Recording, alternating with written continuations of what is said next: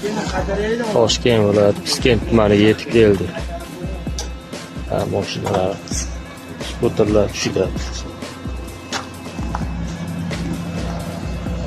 Yurishtirayapti. Toshkentda qoldi.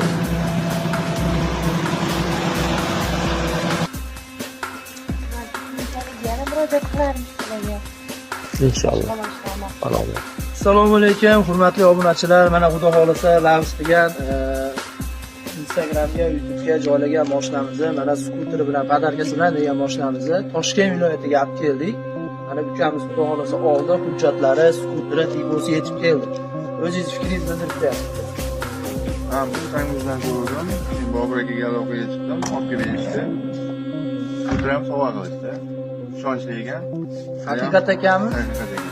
Yaxshi mining, bizdan baraka toping. Rahmat.